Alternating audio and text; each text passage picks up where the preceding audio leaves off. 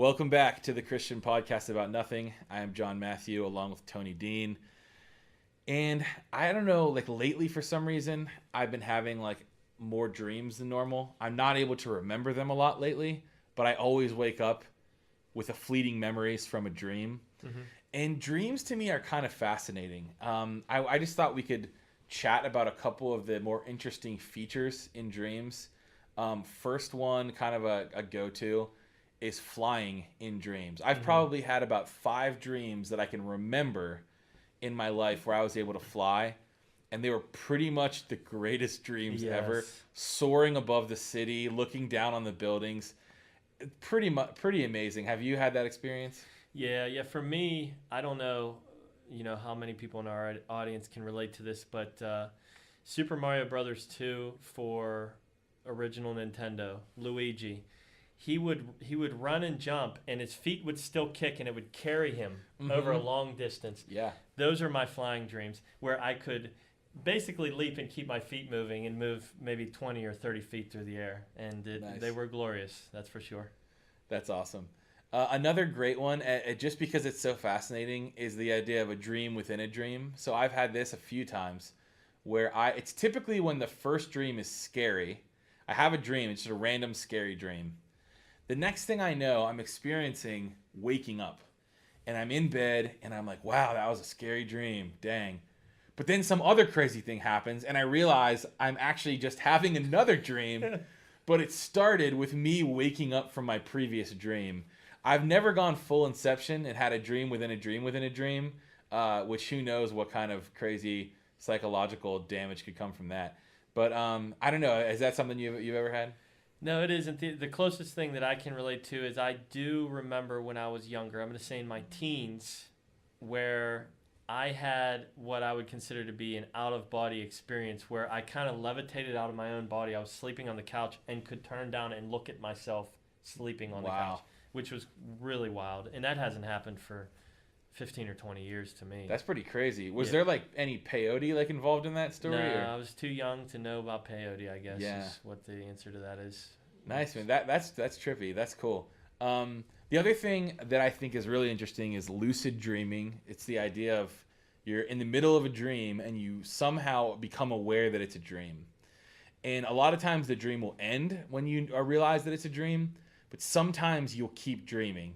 But now you know you're in a dream, so you can manipulate to different levels. You can manipulate the things that are happening in the dream. Tony, you sound like you look like you have a great lucid dreaming story.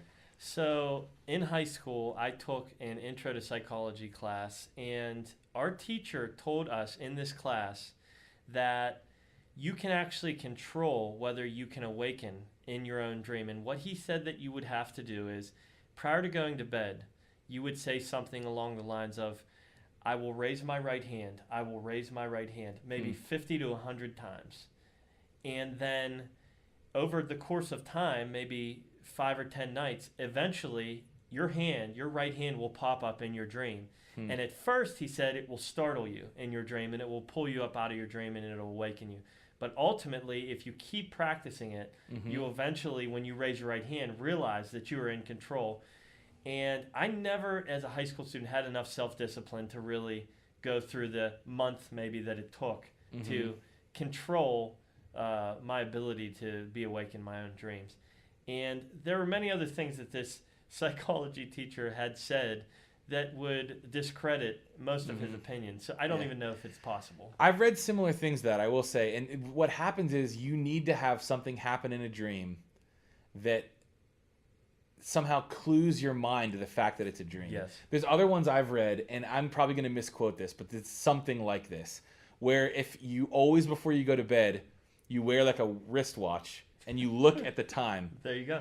And then in the dream, you'll go, and you either won't have a wristwatch, or you'll have one, but you can't have a meaningful like analog clock face in your dream. Right. So in other words, like when you're unable to discern the time, you'll know, your mind will know, I can always find out what time it is. The fact that I can't find out what time it is right now tells me that I'm in a dream. Something crazy like that.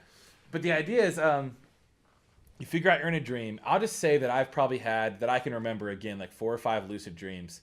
One of them is particularly interesting. a campus minister of mine. I was a college student, and one of the college ministers who was like a mentor to me. Mm-hmm. In my dream, I discover he's a Satanist, and he is basically trying to murder me. Okay. I'm running from him, and it dawns on me, I know this guy's not a Satanist. This is absolutely absurd. This guy is like my Christian mentor. Right. And so that's funny that it was so absurd to me that I could tell it was a dream. Okay. So then when I was like, it's a dream, none of this matters. I can do whatever I want. I turned around, instead of running from him, I turned around and I started shooting beams of energy out of my hands and incinerated him. I just killed him. And it was cool because I could only do that because I just realized that it was a dream and that I was in control. That's awesome. Ultimately. But I'll say the final thought on dreams is that it was recommended to me a few years back to keep a dream journal, to basically have a notebook right at the side of your bed. And then every time you wake up in the middle of the night or in the morning and you have a dream memory still in your head, you write it down immediately. Right. Because the nature of memories of dreams is that you can remember a lot more from your dream, like the first 20 seconds you're awake. Right. And then as you start to wake up fully, you lose the memories.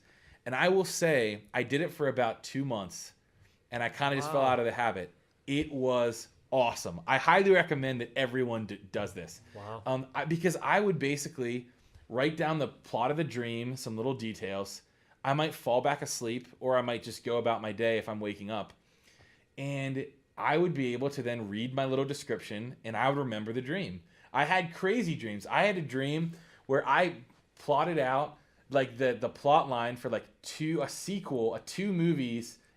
One is a sequel of the other, of a sci-fi epic kind of Battlestar Galactica type movie where I'm a character in the movie and there's some crazy dialogue happening. Someone tells a joke, and I was able to get that down on the paper, and I would have totally forgotten that. And it's just neat to think that you can actually remember your dreams better by keeping a log of what happens in them. Let me ask you this. If we bring that notebook, that dream journal in and discuss it, are there going to be things that are a little too personal, or can we revisit some of this Well, stuff? I think it would be fine. First of all, I'd have to find it. It was like loose leaf notebook paper. I was like writing these things on. But most of them were short and they were very nonsensical, but they still triggered my memory. Like in one of them, I like this will be made up, but it would be something like Tom Cruise is my uncle. That would be like the whole thing. Yeah. And it would just be a dream where I'm hanging out with my family, and I'm talking to my Uncle Mike, but instead of my Uncle Mike, it's Tom Cruise. And it makes no sense. But then I can remember what we talked about because I have that one little line written down. I can remember the whole dream. Right. Because most of them were not like, if you're thinking of like any sort of like lurid, like lewd, like dreams that I'd be embarrassed of. Not really. I mean, like, and maybe that's because I wouldn't write down ones that were like of a more embarrassing nature. Yeah, I mean, the word journal always denotes like, should anybody else be reading it? So that's kind of why I asked that. But the one thing that happens to me a whole bunch, I've had a lot of people die over the years in my life that I was close to, and I dream about them regularly. Some people that died 15 or 20 years ago, I to this date, like maybe once every 2-3 months, will have a dream about them, and it's incredible. It's like it's not them then, it's them now. So my one buddy, he died when he was 21 in a tragic car accident. Close friend. When I dream about him now, it's like him now. It's not him at 21. So that's really wild how that can happen. And it seems like there's more to it than we know. That's very interesting. My mom has similar stories where she'll have dreams of people who passed away long ago, and she'll be able to smell the characteristic way that they smelled in her dream. It's truly amazing. Yeah, and even more amazing or bizarre, I'll say bizarre, is that of the, let's say, 7 people that have died in my life, there might only be 2 or 3 that I actually dream about, and the other ones I don't, and I don't know why that is. It's really bizarre. Yeah. But crazy. Yep. Well, dreaming is pretty awesome. I think we can agree. Yep. Everyone out there, keep a dream journal, and then let me know about your crazy off the wall dreams. That's it for us right now at the Christian Podcast. Him now.